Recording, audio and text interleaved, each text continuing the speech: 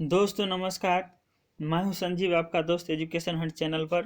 जैसे कि आप सभी जानते हैं कि चाइल्ड डेवलपमेंट यानी बाल विकास का भी हम लोग का जो लेसन चल रहा था, हेरिडिटी एंड एनवायरनमेंट, जिसके अंतर्गत कल हम लोग देखे थे कि एक्स एक्स और वाई वाई। जब एक्स एक्स आता था, एक ही तरह का आता था, तो वह गर्ल्स मतलब फीमेल मतलब माता, और जब एक्स वाई क्रोमोजोम से आता था तो पिता, डेट मीन्स मेल, पुरुष होता था। तो इस बात को हम लोग को क्वेश्चन में आता है तो उस पर ध्यान देंगे कि सेम रहेगा तो माता, और जिसको फीमेल बोलते हैं, और अलग अलग होगा क्रोमोजोम्स तो वह पिता होगा।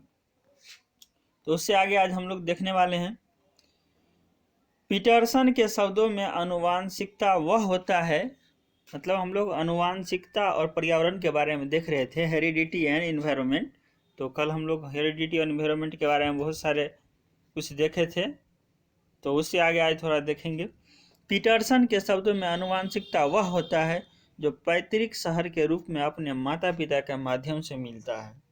नेक्स्ट है, डगलस और हॉलैंड कहते हैं आनुवांशिकता सभी संरचनाओं के होते हैं, जैसे शारीरिक विशेषताओं, कार्यों या माता पिता और अन्य पूर्वजों से प्राप्त की गई क्षमता।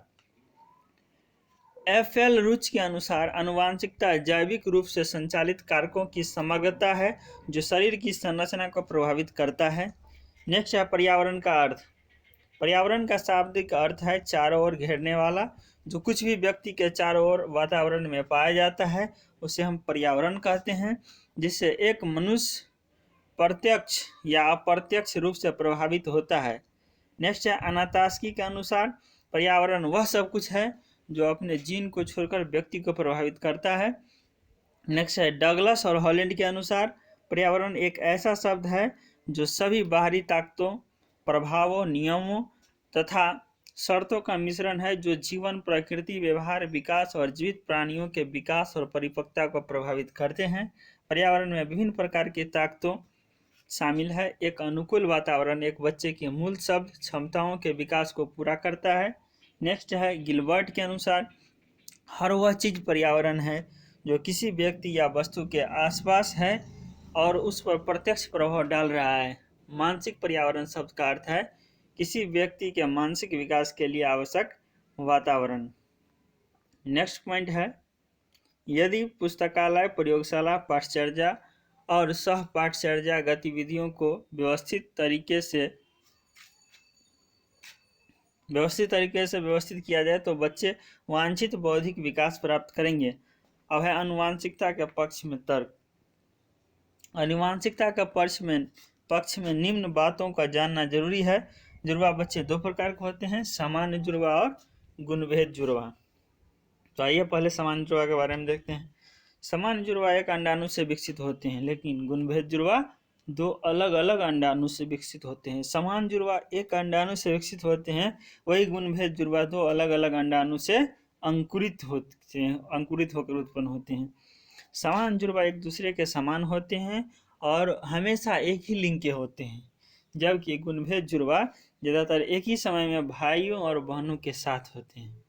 तो कहने का मतलब है कि समान जुड़वा में एक ही लिंग के बच्चे होंगे, या तो पुरुष होंगे मेल, या तो फिर फीमेल, या तो लड़के लड़के होंगे या तो लड़कियां लड़कियां होंगी। लेकिन गुणभेद जुड़वा में ऐसा नहीं होता है, उसमें देखा जाता है कि एक लड़का होते हैं तो एक लड़की होती है। अब है, Thorndike, Newman, Freeman, Devin Winfield और कई अन्य ने जुड़वों पर अध्ययन किया है और वे इस निष्कर्ष पर पहुंचे हैं कि व्यक्तिगत अंतर पैदा करने में आनुवांशिकता एक महत्वपूर्ण कारक है। डेविड विनफील्ड द्वारा एक और अध्ययन आयोजित किया गया था और निम्नलिखित निष्कर्ष थे। दोस्तों, थोड़ा सा ये गुणांक है जिसको एग्जाम में पूछा जाता है, तो उसको थोड़ा सा याद होना जरूरी है। इसे क्रमांक, विवरण, बुद्धि का सहसंबंध गुणांक।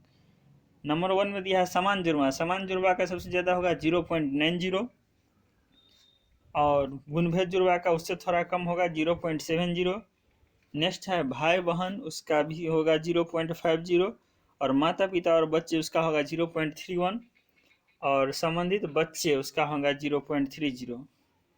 दोस्तों, अब आपके दिमाग में चल रहा होगा कि 3 नंबर में है भाई बहन का बुद्धि का सहसंबंध गुणांक 0.50, जबकि माता पिता और बच्चे का है 0.314 में।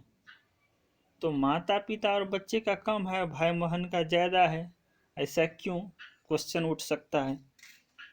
तो हम लोग को समझना होगा कि भाई बहन दोनों एक ही अंडाणु से पैदा हुए हैं, लेकिन माता पिता उसका अलग होगा, इसीलिए भाई बहन में थोड़ा निकटता होने की ज़्यादा संभावना बनती है, इसीलिए इसका 0.50 है।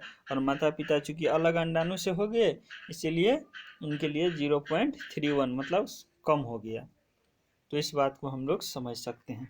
अब आगे है, जितने भी अध्ययन हुए हैं सभी का कहना है कि आनुवंशिकता किसी व्यक्ति के जीवन के लिए एक बहुत महत्वपूर्ण कारक है। जन्म के बाद अलग अलग पले हुए जुड़वा एक साथ पले हुए जुड़वा की तुलना में अधिक भिन्न होते हैं, लेकिन फिर भी वह गुणभेद जुड़वा की तुलना में अधिक सामान्य होते हैं।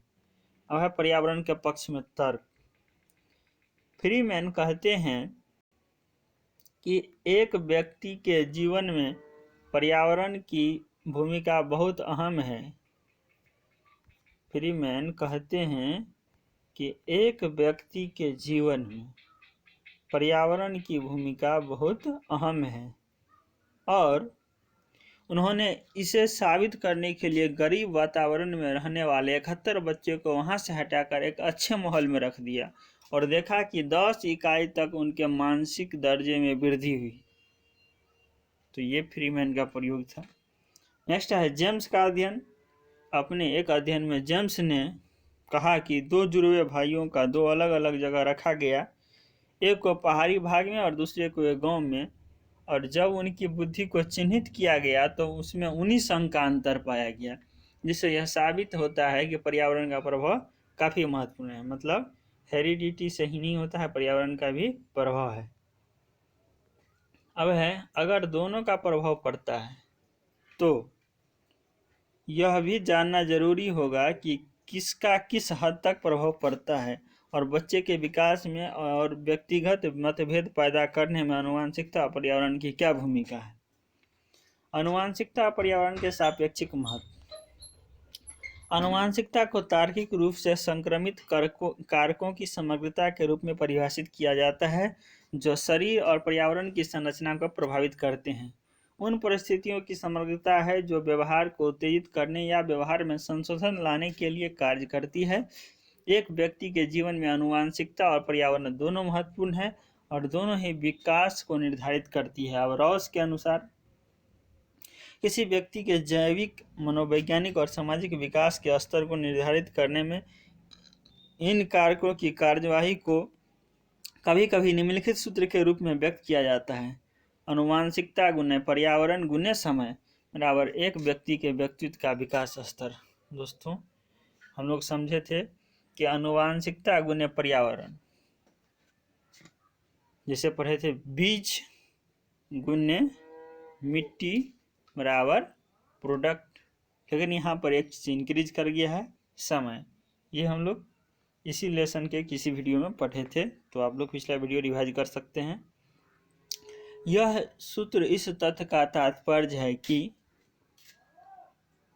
अगर सिर्फ आनुवंशिकता या पर्यावरण के बारे में बात करें तो यह व्यर्थ है। एक व्यक्ति में होने वाले विकास के लिए दोनों ही आवश्यक है। जितना इन्वायरमेंट आवश्यकता है उतना ही उसका हेरिडिटी भी है, दोनों का कॉम्बिनेशन है। हम लोग डिस्कस भी किए थे कि दोनों लास्ट में एक दूसरे के पूरक निकला और किसी को ज़्यादा किसी को कम हम नहीं आंक सकते हैं, दोनों 50-50 है। आनुवंशिकता केवल कुछ प्रकार के पर्यावरण में काम करती है, पर्यावरण के बिना यह बेकार है, और आनुवंशिकता के बिना पर्यावरण का कोई भी मतलब नहीं है। इसका मतलब है कि दोनों व्यक्ति के जीवन में महत्वपूर्ण स्थान रखता है। वुडवर्थ के अनुसार व्यक्ति आनुवंशिकता और पर्यावरण के बीच गुना का परिणाम है।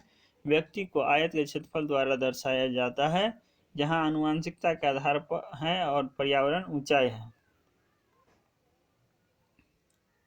आयताकार क्षेत्र केवल आधार या ऊंचाई पर निर्भर नहीं करता, बल्कि यह दोनों पर निर्भर करता है। इसी प्रकार व्यक्ति आनुवंशिकता और पर्यावरण का नियम है, परिणाम है। वंशानुगत क्षमता का विकास पर्यावरण का विषय है। आनुवंशिकता और पर्यावरण अलगाव में कार्य नहीं कर सकता। प्रत्येक व्यक्ति में आनुवंशिकता होती है। ये गुण उनके पोषण के लिए पर्यावरण पर विकसित होते हैं। दोस्तों यहाँ से फिर से स्पष्ट कर दिया गया है कि आयत का क्षेत्रफल डिपेंड करता है उसके हाइट एंड उसका लेंथ पर।